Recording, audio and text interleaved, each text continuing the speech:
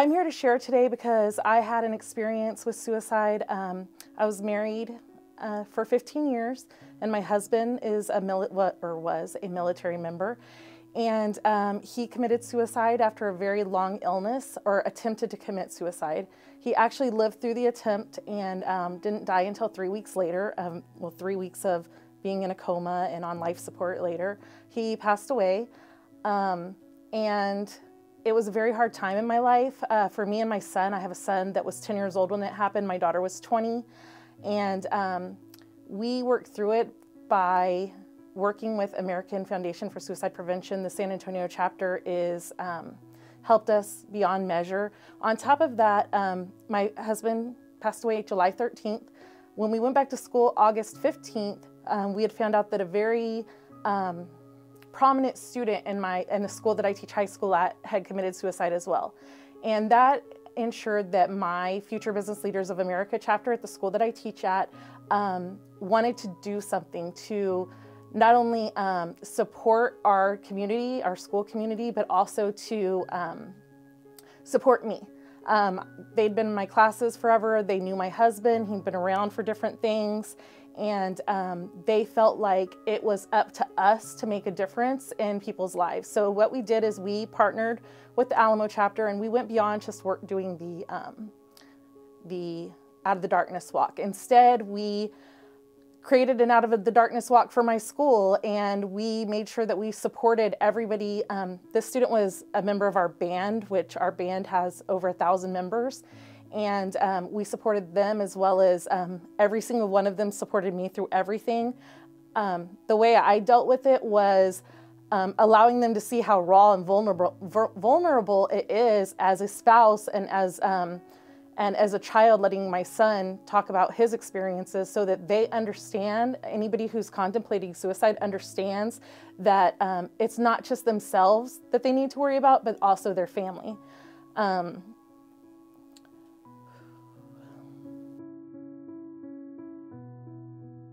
I feel like because this was like such a, it was kind of a changing point in my life, and it's when I decided that I was going to stay in education for the rest of my life instead of going back. My background is in accounting and business, and how it changed for me is I went and completed my doctorate so that I was able to really focus on taking this to college and high school students across San Antonio, across the nation, and sharing my experience with them and ensuring that there is a lot of education available. At my school, we have a crisis counselor now. They work with American Society for Suicide Prevention very closely. We ensure that every student has a place to go, and that every single teacher has been trained that if somebody talks about it, even if it's just playing around, that we go ahead and meet with that student, and we make sure that everybody understands that it's not just, oh, whatever, and we leave it alone. It's something that you really need to talk to, and every teacher in my school has now been trained, and we continue to do it every year when we get new teachers, and they've been trained to understand what it looks like, even if the kid doesn't say anything, to know what those signs could be. And honestly, a lot of teachers have told me, well, I don't want the kid to not like me because I told on them. It doesn't matter. Their life is worth them being mad at you for a couple of minutes. And that's how I feel. I wish my husband, I would have known that my husband was considering that. I knew he was in a lot of pain. I knew he was very sick. And I knew that he had access to pills for pain. I just didn't know that he would want to leave me and my son like he did. So you never know when that could happen, and it's nobody's fault, but knowing the signs and knowing what to do and what could happen and how that affects your life is the key to education for suicide prevention. I ask everyone to please understand what people are going through, and one of the worst things that had happened to me was my husband's family felt like it was my fault for not knowing and really blamed me for his death and thought that I killed him. And it was a very hard time in my life. And just knowing that what those signs are and how to behave towards somebody that's going through this, and how to have empathy and be caring in your regards towards people. It's just something that I have always asked for.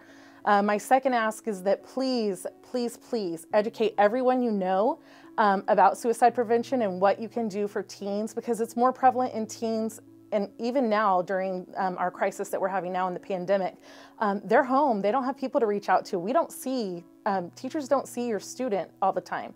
Most times we see a blank screen staring back at us or a little meme that they posted. It's not ever, we don't have that one-on-one interactions with them. So it's up to families to understand what's going on with their kids. Just talk to them about it. Be very open. There should be nothing that you shouldn't be able to talk to your kids about. And that's one of the main things that you need to do. Talking about suicide has not ever caused anybody to commit suicide. If you or anyone you know needs more information about suicide prevention, please go to the website for the American Foundation for Suicide Prevention at www.afsp.org.